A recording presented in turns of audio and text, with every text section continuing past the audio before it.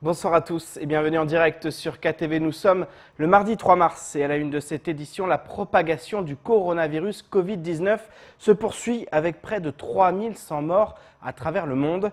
L'épidémie partie de Wuhan en Chine gagne du terrain à la faveur des voyages, favorisés notamment par les vacances scolaires. C'est dans cette optique que l'ARS Mayotte, en partenariat avec le CHM, a organisé une conférence de presse ce matin pour présenter sa réponse sanitaire face à l'épidémie qui pourrait devenir une pandémie. Un reportage signé Paul Arthur Avit. En métropole, on dénombre 191 cas de coronavirus et 3 morts. Pour tenter de freiner la propagation du virus, le gouvernement a pris des mesures. Fermeture des écoles dans les foyers de la maladie, suspension des voyages scolaires à l'étranger ou encore interdiction des rassemblements de plus de 5000 personnes en milieu fermé. C'est dans l'optique de ces mesures que cette conférence de presse a eu lieu. Aujourd'hui, il y a eu effectivement le souhait de faire une information, une communication sur l'état actuel sur l'état actuel de la circulation du coronavirus, puisqu'effectivement en France, la France vient de passer en niveau 2, la métropole vient de passer en niveau 2, et il était important de rappeler qu'ici, à Mayotte, même si la France est au niveau 2, eh bien à Mayotte, il n'y a toujours pas de cas, il n'y a pas de cas confirmés, pas de cas possible, et que donc on reste à Mayotte sur un niveau 1, c'est-à-dire avec un objectif, éviter l'introduction du virus sur le territoire. Une introduction qui peut aller très vite dans un contexte de vacances scolaires. En effet, beaucoup de professionnels rentrent voir leur famille en métropole et sont susceptibles de rentrer en contact avec des personnes porteuses du virus. Pour limiter les chances d'entrée du Covid-19 sur le territoire, plusieurs mesures au niveau de l'aéroport seront prises. D'autres sont déjà prodiguées par l'ARS.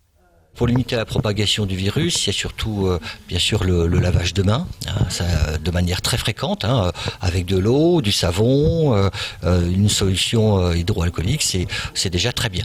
Après, il peut y avoir d'autres mesures, mais qui sont peut-être moins évidentes à mettre en place, c'est d'avoir un masque, bien sûr, c'est d'avoir de porter un masque, mais ça ne sert à rien si vous n'êtes pas malade, bien sûr.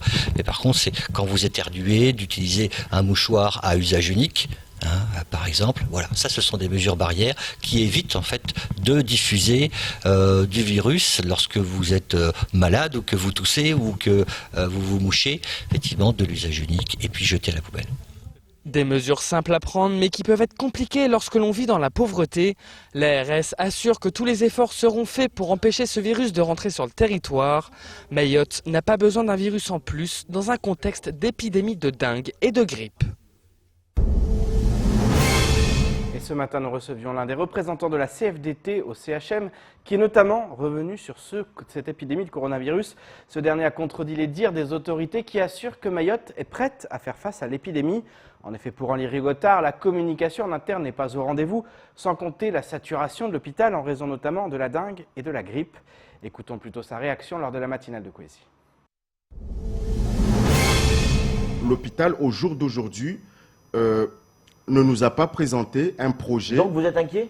On est très très inquiets. Nous sommes très inquiets parce que jusqu'à maintenant, lorsque nous avons demandé ce CHSCT extraordinaire, nous avons parlé de un cas, 2 cas, mais quand on voit ce qui se passe en métropole avec la multiplication, non, on ne peut plus se résumer à ça. Donc on espère, et nous avions demandé justement par cette occasion, alors que l'ARS communique davantage sur le coronavirus, mais nous avons constaté encore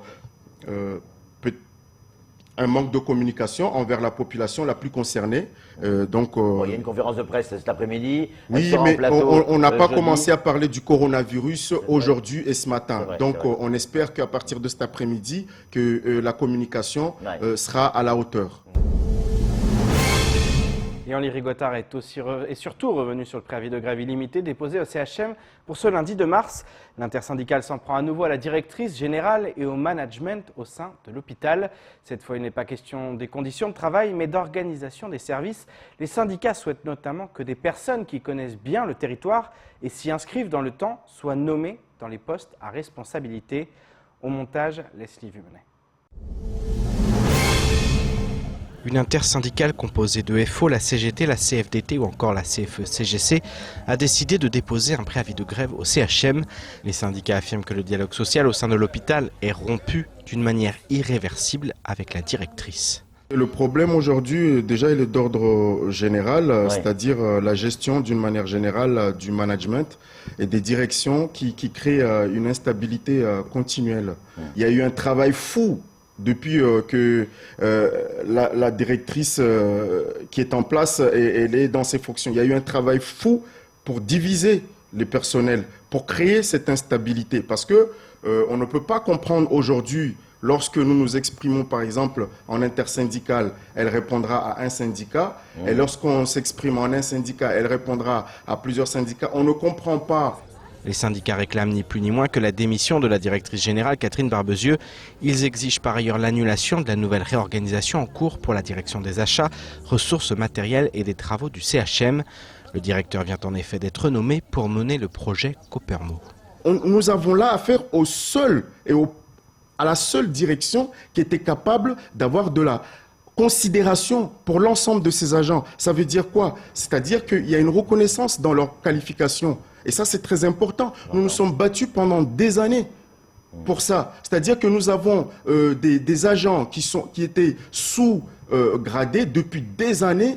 Et malgré ça, rien n'a changé. Malgré les mouvements, vous pouvez constater, nous avons là affaire au premier directeur qui a compris déjà que pour pouvoir prétendre des projets, il faut savoir déjà recueillir les compétences qu'on a. Et ceux qu'on n'a pas, il faut les former. Nous avons affaire à un directeur qui serait exemplaire par rapport à la stabilité des directions. Au niveau ressources humaines, les syndicats réclament le fonctionnement permanent de ces directions. Cela passe selon eux par la nomination de personnes qui connaissent l'île et son système de santé. Lorsque la nouvelle directrice est arrivée, a pris ses nouvelles fonctions, elle s'est quand même permis de faire un petit nettoyage et nous mettre que des fonctionnaires où aujourd'hui, dans les grands projets, nous n'aurons certainement que des signatures des personnes qui viennent de l'extérieur. Et ça, c'est pas normal. Mais seulement le dire, ça nous ferait passer pour des racistes ou pour je ne sais quoi. Mais comment on peut construire Mayotte avec un ARS où on n'a pas des résidents qui sont dedans, qui sont impliqués dans la politique de santé. Donc vous n'êtes pas associé à aucun... Nous ne sommes pas associés parce que lorsque nous demandons des rendez-vous avec l'ARS, elle nous envoie régulièrement à la direction. Le dialogue entre les syndicats et la hiérarchie apparaît donc plus compliqué que jamais. Le tout alors qu'un préavis de grève est déposé et pourrait donner lieu à des manifestations dans les prochains jours. Politique dans votre 19h, Harouna Kolo est candidat à sa propre succession dans la commune de Mtsamboro. Il est soutenu par La République En Marche et compte bien l'emporter pour poursuivre le travail amorcé ces 6 dernières années. En effet, selon lui, sa candidature est à placer sous le signe de la continuité, alors que certains projets sont tout proches de voir le jour. Je vous propose de l'écouter au micro de Patrick Millien. Dans les années passées, les élus avaient des projets sur, surtout, c'était des RHI, c'était des caniveaux, c'était des escaliers. C'est vrai. C'était il y a 20 ans. Aujourd'hui, voilà, des plateaux sportifs. Aujourd'hui, nous sommes quand même en 2020. Il va falloir mettre en place des projets d'envergure. Donc, je suis fier et nous sommes fiers dans notre équipe municipale d'avoir mené des grands projets qui sont ficelés aujourd'hui et bientôt on passera à la réalisation. Lesquels par exemple? Par exemple, je parle du gymnase qui va être mis en place à Amjago, qui est un gymnase de la commune, le stade synthétique du village de Mtsahara, qui est un stade de la commune de Mtsamboro, la crèche municipale. Il y a des candidats qui disent quand on arrive là, on va terminer la crèche, mais la crèche est presque terminée. On a attribué la DSP à l'association qui va avoir la responsabilité de gérer cette structure qui est tant attendue par la population. Alors ça m'étonne aujourd'hui que des candidats disent on va faire la crèche alors que c'est déjà mis en place.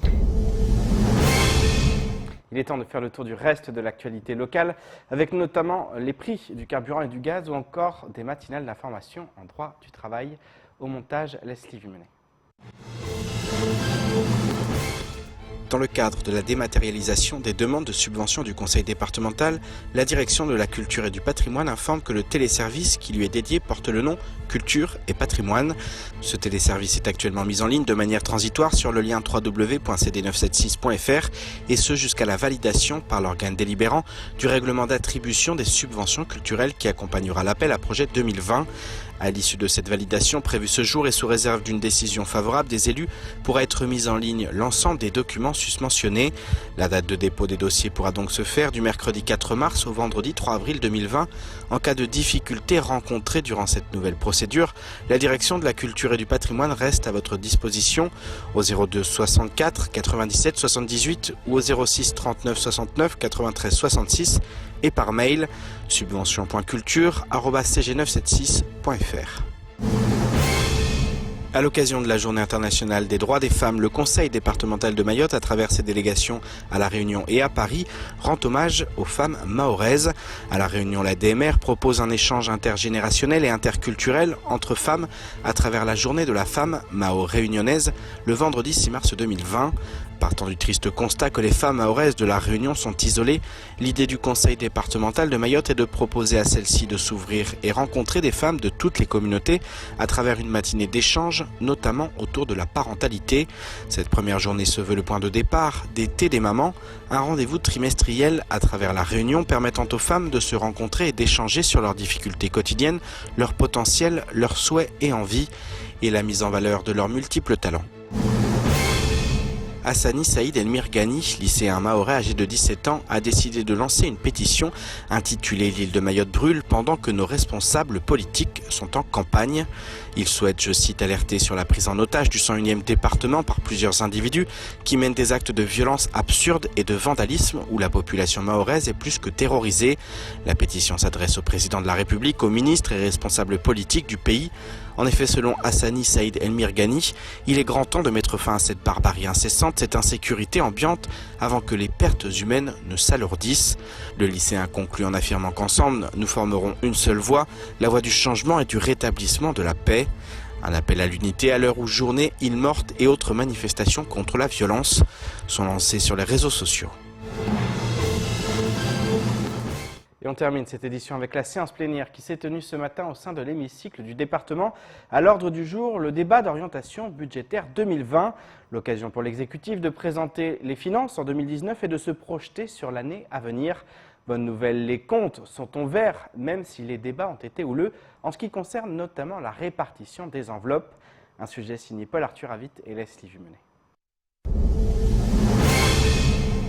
À l'ordre du jour de cette nouvelle séance plénière dans l'hémicycle, le rapport égalité femmes-hommes, le rapport relatif à la situation du CD976 en matière d'environnement et de développement durable, mais aussi et surtout le débat d'orientation budgétaire 2020. Après une année 2019 excédentaire de 50 000 €, les comptes sont plus que jamais au vert. Nous allons construire notre budget 2020 sur cette base-là du résultat de cette année.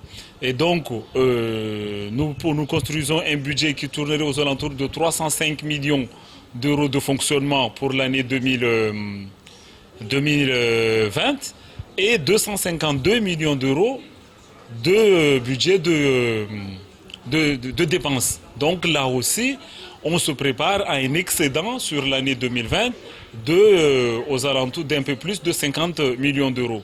Ces deux excédents-là seront directement injectés à notre budget d'investissement qui lui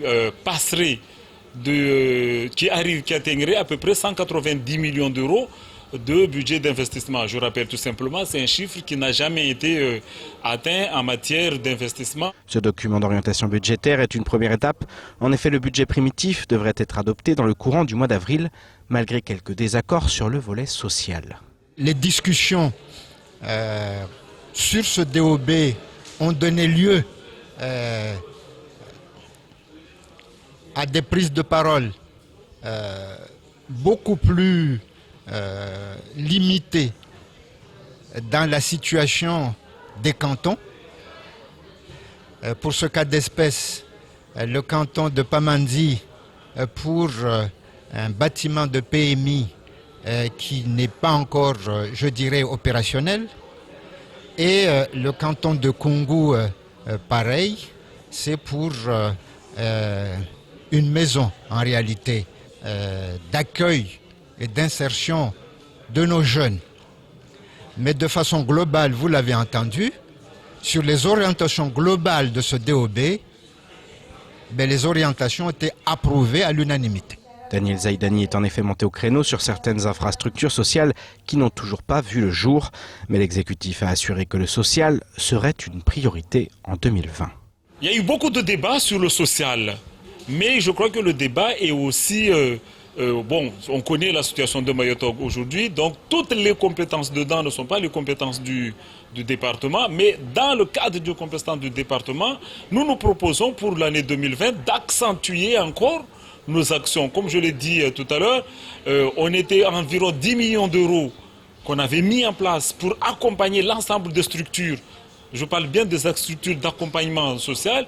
Nous proposons cette année d'abonder encore ce budget-là pour que le budget global, la consommation globale de l'action sociale, qui passerait de 40 à un peu plus de 50 millions d'euros. Après des années compliquées, il est aujourd'hui permis de dire que les comptes du département ont été stabilisés par cet exécutif.